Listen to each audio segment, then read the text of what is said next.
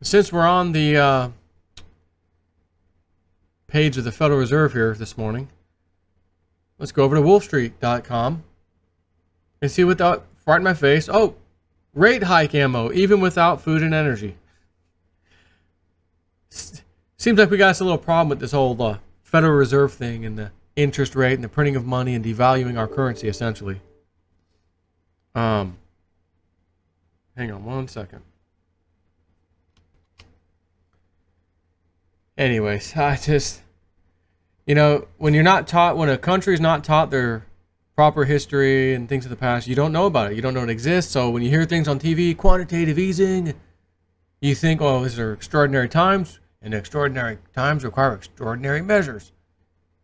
But if you look a little further back, you say, wait a minute, this seems like we've been set up from day one. We've actually been set up from day one. So why the hell would they have done this to us on day one? Unless they didn't want this thing to collapse at some point in the future. On purpose. Anyways, rate hike ammo, even without food and energy. Core CPI jumps the most year over year since 2008. The Fed doesn't actually need more ammo to justify normalizing its monetary policy, but it got it anyways. Inflation is measured by the Consumer Price Index, or CPI, for all urban consumers in July rose 2.9% from a year ago, not seasonally adjusted, the fastest rate since February of 2012, according to the Bureau of Labor Statistics this morning. This includes a 3.5% year-over-year increase. Oh, hang on. Oh.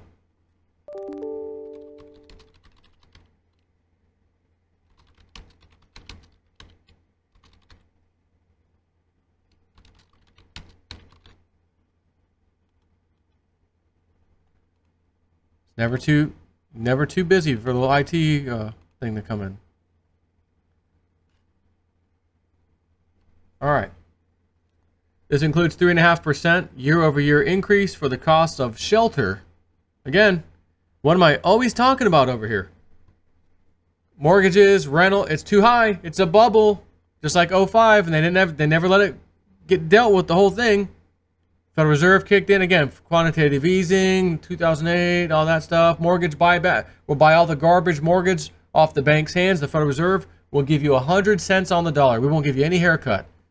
Even though this house we have, this mortgage we have is a piece of garbage and the house is practically destroyed, correct. We'll give you 100 cents on the dollar. Just give us that. We'll write it over here in the Federal Reserve cheat sheet called assets. Remember they bundled them? They bundled the mortgages. And these are AAA rated bundles. Remember that? And they were filled with garbage mortgages. People who couldn't pay. They knew they couldn't pay. Nope. AAA status rating. Here you go. And they sold it to who? Your retirement. Your pensions. That's who got them. It's funny how they don't really talk about it. No school. Let's talk about how this happened. And so, we can make sure it doesn't happen again. Nope. Let's just get the talking heads on TV to lie to your face and tell you it was the adjustable rate mortgage people who should never have gotten those loans.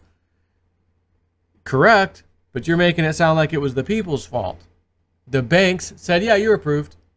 Oh, and the adjustable rate, don't. In 5 years, you'll be selling the house for more money anyways, right? You'll probably flip it. Oh, yeah, that's a good point. And the opposite happened. This includes a 3.5% year-over-year increase for the cost of shelter, which includes rent and owner's equivalent rent. This is the biggie because it weighs about a third in overall index, though for many customers it actually weighs well over half of their budget. It also includes a 4% year-over-year increase in the costs in transportation services. We've seen the surging costs in trucking and rail for a while. In terms of the volatile groups of food and energy, it includes a 12% year-over-year increase in the costs of energy, which weighs 8% in the overall index. Within this group, the price of gasoline surged 25%, but there has been only a 1.4% increase in the cost of food, which weighs 13% in the index. The Consumer Price Index without food and energy, or which is the core CPI, rose 2.4%, the fastest rate since September 2008. Edging out by a smidgen the prior highs in 2016 and 2012. Conversely, the purchasing power of the dollar with regards to consumer goods, a data set the BLS also provides to let us know what is really happening when we talk about inflation, dropped 2.9% from a year ago and has dropped 17.3% over the past decade. So what is that? Let's go back up. Conversely, the purchasing power of the dollar.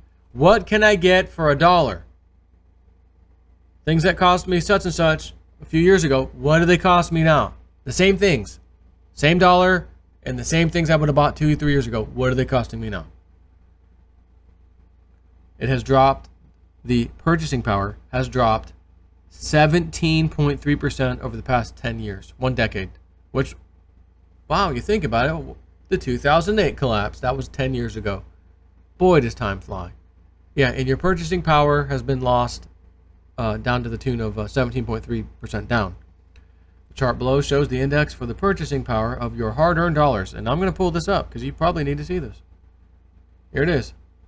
Chart below shows the index for the purchasing power of your hard-earned dollar with regards to the consumer goods in the CPI basket. It does not show what happened to the purchasing power of the dollar with regards to assets, such as housing, where it has gotten totally crushed in recent years. So this is the biggest, or this is the most benign view of the relentless destruction of the purchasing power of the US dollar in just 10 years. Where's it going to be in the next 10 years? Because things are getting not just worse, exponentially worse. If you're paying attention to these numbers and the debt and the 21 trillion and interest rates, Federal Reserve rate hike, if you're paying attention to these things that most people are not paying attention to at all, alarm bells have probably been going off for quite a long time. And as I've always said, how does this get dealt with? Can you expect a mass jubilee like they did in biblical times? No.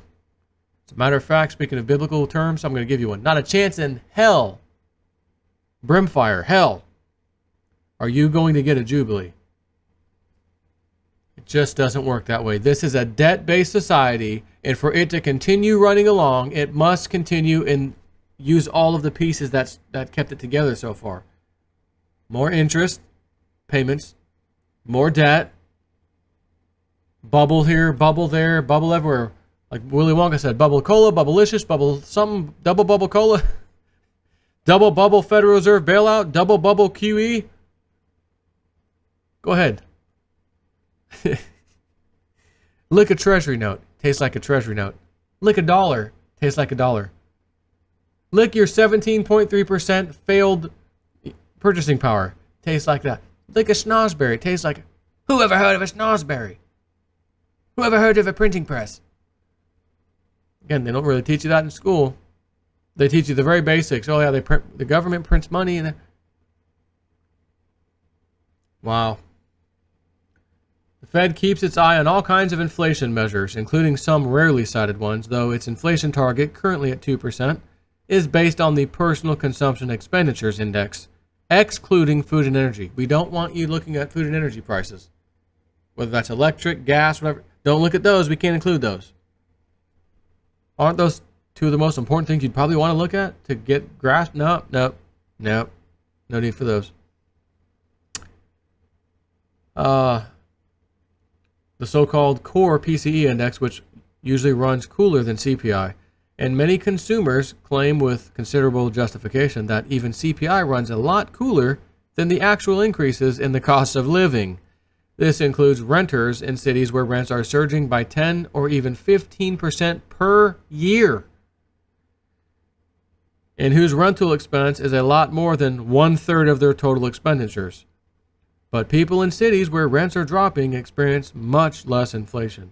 In terms of the Fed, this CPI reading, particularly the core CPI reading, which jumped the most year over year since 2008, is another paving stone on its by now well-defined path to becoming ever more hawkish, as even the doves are becoming less dovish and in some cases outright hawkish.